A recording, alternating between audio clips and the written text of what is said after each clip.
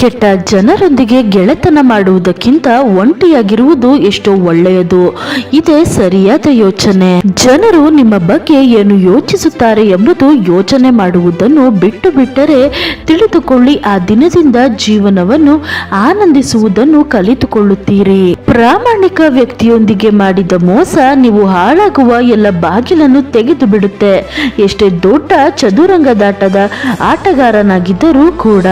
ಯಾವ ಪ್ರೀತಿಯಲ್ಲಿ ಗೌರವವಿಲ್ಲವೋ ಅದು ಪ್ರೀತಿಯಲ್ಲ, ಅದು ಒಂದು ರೀತಿಯ ಹಿಂಸೆ ಆಗುತ್ತೆ.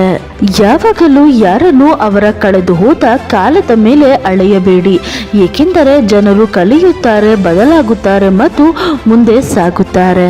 ಯಾರು ತಮ್ಮನ್ನು ತಾವು ನಿಯಂತ್ರಣದಲ್ಲಿಟ್ಟುಕೊಳ್ಳುತ್ತಾರೋ ಅವರಿಗಿಂತ ಶಕ್ತಿಶಾಲಿ ಈ ಜಗತ್ತಿನಲ್ಲಿ ಮತ್ತೊಬ್ಬರಿಲ್ಲ.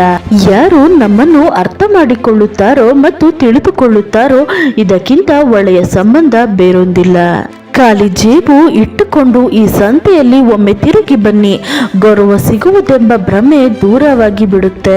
ಈ ದೇಹವನ್ನು ಮುಟ್ಟುವವರು ಸಾವಿರಾರು ಜನ ಸಿಗುತ್ತಾರೆ, ಆದರೆ ಈ ಹೃದಯವನ್ನು ಯಾರು ಮುಟ್ಟುತ್ತಾರೋ ಅವರೇ ನಿಜವಾದ ಪ್ರೇಮಿ ಎನ್ನಿಸಿಕೊಳ್ಳುತ್ತಾರೆ. ಅತಿಯಾದ ಪ್ರೀತಿ ಮತ್ತು ಕಾಳಜಿ ಬೇರೆಯವರಿಗೆ ಭಾರ ಎನಿಸತೊಡಗಿದರೆ ಅಲ್ಲಿಗೆ ಆ ಸಂಬಂಧದ ಅಂತ್ಯವಾಯಿತು ಎಂದರ್ಥ. ಯಾರು ನಿಮ್ಮ ಭಾವನೆಗಳಿಗೆ ಚೂರು ಗೌರವ ಕೊಡುವುದಿಲ್ಲವೋ ಅಂತವರಿಗಾಗಿ ನಿಮ್ಮ ಭಾವನೆಗಳನ್ನು ಹಾಳು ಮಾಡಿಕೊಳ್ಳಬೇಡಿ. ತುಂಬಾ ವಾದ ಮಾಡುವುದು ಒಮ್ಮೊಮ್ಮೆ ಸಂಬಂಧವನ್ನು ಹಾಳು ಮಾಡಿಬಿಡುತ್ತೆ. ಜೀವನದ ಪಯಣದಲ್ಲಿ ಎಷ್ಟೇ ಪಾಠ ಕಲಿತರೂ ಆಶ್ರಯ ಯಾರೋ ಕೆಲವು ಜನ ಕೊಡುತ್ತಾರೆ, ಆದರೆ ಕಾಲು ಎಳೆಯಲು ಪ್ರತಿಯೊಬ್ಬರು ತಯಾರಾಗಿ ನಿಂತಿರುತ್ತಾರೆ. ನಿಮ್ಮ ಪೂರ್ತಿ ಸಮಯವನ್ನು ನಿಮ್ಮನ್ನು ನೀವು ಸೂಕ್ತ ವ್ಯಕ್ತಿಯಾಗಲು ಮೀಸಲಿಡಿ, ಏಕೆಂದರೆ ಈಗಿನ ಕಾಲದಲ್ಲಿ ಸಂಬಂಧಗಳು ವ್ಯಕ್ತಿಯೊಂದಿಗೆ ಇರುವುದಿಲ್ಲ, ಸಂಪತ್ತಿನೊಂದಿಗೆ ಬೆಸೆಯುತ್ತಿದೆ. ಬೇರೆಯವರಿಗೆ ಒಳ್ಳೆಯದನ್ನೇ ಬಯಸುವ ಮನುಷ್ಯನಿಗೆ ಹೆಚ್ಚು ಕಷ್ಟಗಳು ಎದುರಿಸಲಾಗುತ್ತದೆ, ಯಾಕೆಂದರೆ ಯಾವಾಗಲೂ ಫಲ ಕೊಡುವ ಮರಕ್ಕೆ ಕಲ್ಲಿನ ಏಟನ್ನು ಸಹಿಸಿಕೊಳ್ಳಬೇಕಾಗುತ್ತದೆ. ಜೀವನದಲ್ಲಿ ಏನಾದರೂ ತಪ್ಪಾದರೆ ಕುಗ್ಗಿ ಹೋಗಬೇಡಿ. ಹಾಲು ಹೊಡೆದ ಮೇಲೆ ಜನ ಹೆದರುತ್ತಾರೆ, ಯಾಕೆಂದರೆ ಅವರಿಗೆ ಪನ್ನೀರ್ ಮಾಡಿ ಬಳಸಬಹುದು ಎಂಬುದು ಗೊತ್ತಿರುವುದಿಲ್ಲ. ಯಾರು ಸಮಯ, ಸಮರ್ಪಣೆ, ನಿಮಗೆ ಜೊತೆ ಈ 3 ಉಡುಗೊರೆಗಳನ್ನು ನೀಡಿರುತ್ತಾರೋ ಆ ವ್ಯಕ್ತಿಯನ್ನು ಜಾಗ್ರತೆಯಿಂದ ಕಾಯ್ದುಕೊಳ್ಳಿ. ಜನರು ಕೆಟ್ಟದಾಗಿ ಮಾತನಾಡಿದಾಗ ದುಃಖಿಸುವುದು, ಅದೇ ಜನ ಹೊಗಳಿದಾಗ ಸಂತೋಷ ಪಡುವುದು ಎಂದರೆ ನಿಮ್ಮ ಸುಖ ಮತ್ತು ದುಃಖದ ಸ್ವಿಚ್ ಬೇರೆಯವರ ಕೈಯಲ್ಲಿದೆ ಎಂದರ್ಥ. ಆದಷ್ಟು ಆ ಸ್ವಿಚ್ ನಿಮ್ಮ ಹತ್ತಿರವಿದ್ದರೆ ಒಳ್ಳೆಯದು.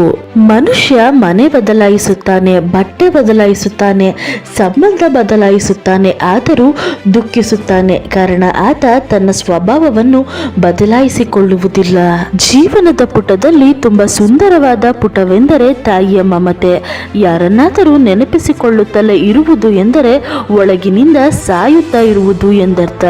ಗೆಳೆಯ, ಇದು ಜೀವನ, ತಾಯಿಯಲ್ಲ. ಪ್ರತಿ ಕ್ಷಣ ಮಮತೆಯನ್ನೇ ತೋರಿಸಲು ಎಷ್ಟೇ ಹಿಡಿಯಲು ಪ್ರಯತ್ನಿಸಿ, ಕೈ ಜಾರಿ ಹೋಗುತ್ತಲೇ ಇರುತ್ತೆ. ಇದು ಸಮಯ, ಬದಲಾಗುತ್ತಲೇ ಇರುತ್ತೆ. ಕೆಲವೊಮ್ಮೆ ನಮ್ಮವರೇ ನಮ್ಮನ್ನು ಹೇಗೆ ಅಪಹಾಸ್ಯ ಮಾಡುತ್ತಾರೆ ಎಂದರೆ ಅವರನ್ನು ನಮ್ಮವರೆಂದು ಹೇಳಿಕೊಳ್ಳಲು ಲಾಯಕ್ಕಿರುವುದಿಲ್ಲ. ನಮ್ಮ ಹೃದಯದ ಮೇಲೆ ಆಕ್ರಮಣ ಮಾಡುವವರು ನಮ್ಮವರೇ ಆಗಿರುತ್ತಾರೆ. ಬೇರೆ ಅವರಿಗೆ ಏನು ಗೊತ್ತು ನಮ್ಮ ಹೃದಯ ಯಾವ ಕಾರಣಕ್ಕೆ ದುಃಖಿಸುತ್ತಿದೆ ಎಂದು. ಯಾರು ನಿಮ್ಮನ್ನು ತ್ಯಾಗ ಮಾಡಿದ್ದಾರೋ ಅವರನ್ನು ನೀವು ತ್ಯಾಗ ಮಾಡಿಬಿಡಿ. ಜೀವನದಲ್ಲಿ ಸೋಲು ಗೆಲುವು ಇದ್ದೇ ಇರುತ್ತೆ, ಪ್ರೀತಿಯಲ್ಲಿ ಮತ್ತು ಯಶಸ್ಸಿನ ಹಾದಿಯಲ್ಲಿ. ಜನ ಹೇಳುತ್ತಾರೆ ಸಮಯದೊಂದಿಗೆ ನೋವು ಕಡಿಮೆ ಆಗುತ್ತೆ ಎಂದು. ನಿಜ ಹೇಳಬೇಕೆಂದರೆ ಸಮಯದೊಂದಿಗೆ ಮನುಷ್ಯ ನೋವಿನೊಂದಿಗೆ ಬದುಕುವುದನ್ನು ಕಲಿಯುತ್ತಾನೆ ಅಷ್ಟೇ. ಪ್ರೀತಿಯ ಸರಿಯಾದ ಅರ್ಥವೆಂದರೆ ಗೌರವ. ಯಾರು ನಿಮಗೆ ಗೌರವ ಕೊಡುವುದಿಲ್ಲವೋ ಅವರು ಎಂದಿಗೂ ನಿಮ್ಮನ್ನು ಪ್ರೀತಿಸಲು ಸಾಧ್ಯವಿಲ್ಲ. ಯಾವ ವ್ಯಕ್ತಿಗೆ ತನ್ನ ಮನಸ್ಸಿನ ನೋವನ್ನು ಹೇಳಿಕೊಳ್ಳುವುದಿಲ್ಲವೋ ಅವರಿಗೆ ಸಹಜವಾಗಿ ತುಂಬಾ ಕೋಪ ಬರುತ್ತೆ. ನಿರೀಕ್ಷೆಗಳನ್ನು ಮನುಷ್ಯರ ಮೇಲೆ ಇಟ್ಟು ಆ ದೇವರನ್ನು ದೂರಿದರೆ ಏನು ಅರ್ಥ? ಜನರು ಬದಲಾದರೆ ಬದಲಾಗಲಿ ಬಿಡಿ, ಸಮಯ ಬಂದರೆ ಮತ್ತೆ ಎಲ್ಲರೂ ಹಿಂದೆ ಬಂದೇ ಬರುತ್ತಾರೆ. ಯಾರು ಹೃದಯದಲ್ಲಿ ಬುದ್ಧಿಯನ್ನು ಇಟ್ಟುಕೊಂಡಿರು ಇರುತ್ತಾರೋ ಅಂಥವರಿಂದ ಹುಷಾರಾಗಿರಿ. ಹೃದಯ 1000 ಸರಿ ಕಿರುಚಲು ಬಿಡಿ. ಯಾವುದು ನಮ್ಮದಲ್ಲವೋ ಅದನ್ನು ಹೋಗಲು ಬಿಟ್ಟು ಬಿಡಿ. ಕೆಲವರು ಜೀವನವಾಗಿರುತ್ತಾರೆ, ಇನ್ನು ಕೆಲವರು ಜೀವನದಲ್ಲಿ ಇರುತ್ತಾರೆ. ಕೆಲವರಿಂದ ಜೀವನ ಇರುತ್ತೆ ಮತ್ತು ಕೆಲವರು ಇದ್ದರೆ ಮಾತ್ರ ಜೀವನ ಎನ್ನಿಸಿಕೊಳ್ಳುತ್ತೆ. ನೋಡಲು ಎಷ್ಟೇ ಸುಂದರವಾಗಿದ್ದು ಪ್ರಾಮಾಣಿಕ ಮತ್ತು ವಿಶ್ವಾಸಕ್ಕೆ ಅರ್ಹನಲ್ಲ ವ್ಯಕ್ತಿಯಾಗಿದ್ದರೆ ಅಂತಹ ಸೌಂದರ್ಯ ಕಸಕ್ಕೆ ಸಮಾನ. ಯಾರಿಗೆ ಜೀವನ ಸಂತೋಷವನ್ನು ಕೊಟ್ಟಿರುವುದಿಲ್ಲವೋ ಅವರಿಗೆ ಅನುಭವ ಮಾತ್ರ ಚೆನ್ನಾಗಿ ಕೊಟ್ಟಿರುತ್ತೆ. ಒಬ್ಬ ವ್ಯಕ್ತಿ ನಿಮ್ಮನ್ನು ಅವಾಯ್ಡ್ ಮಾಡುತ್ತಿದ್ದರೂ ಕೂಡ ಒಳ ಮನಸ್ಸಿನಿಂದ ನಿಮ್ಮನ್ನು ಪ್ರೀತಿಸುತ್ತಿದ್ದರೆ ಅವರಲ್ಲಿ ಈ 2 ಸಂಕೇತವನ್ನು ನೋಡಬಹುದು. ಒಂದು, ಯಾವುದೇ ಕೆಲಸವಿಲ್ಲದಿದ್ದರೂ ನಿಮ್ಮ ಮುಂದೆ ಕಾಣಿಸಿಕೊಳ್ಳುವ ಪ್ರಯತ್ನ ಮಾಡುತ್ತಾರೆ. ಇನ್ನೊಂದು, ನಿಮಗಿಷ್ಟವಾದ ಕೆಲಸವನ್ನೇ ಮಾಡುತ್ತಾರೆ. ಮೋಸ ಒಂದು ರೀತಿ ಬಾದಾಮ್ ತಿಂದ ಹಾಗೆ. ಯಾಕೆಂದರೆ ಎಷ್ಟು ಬಾದಾಮ್ ತಿಂತೀರೋ ಅಷ್ಟೇ ಬುದ್ಧಿ ಬರುತ್ತೆ. ಜನರನ್ನು ಇಂಪ್ರೆಸ್ ಮಾಡುವ ಪ್ರಯತ್ನ ಮಾಡಬೇಡಿ. ನಿಮ್ಮನ್ನು ನೀವು ಇಂಪ್ರೂವ್ ಮಾಡಿಕೊಳ್ಳಿ. ಜನರು ತಾವಾಗಿಯೇ ಇಂಪ್ರೆಸ್ ಆಗುತ್ತಾರೆ. ಜನರನ್ನು ಕಳೆದುಕೊಳ್ಳುತ್ತೇನೆ ಎಂಬ ಭಯದಲ್ಲಿ ಇರಬೇಡಿ. ಆದರೆ ಜನರನ್ನು ಸಂತೋಷಪಡಿಸುತ್ತಾ ಎಲ್ಲಿ ನಿಮ್ಮನ್ನು ನೀವು ಕಳೆದುಕೊಳ್ಳುತ್ತೀರಾ ಎಂಬುದರ ಭಯವಿರಲಿ. Thank you so much for watching. ಜೈ ಶ್ರೀ ಕೃಷ್ಣ.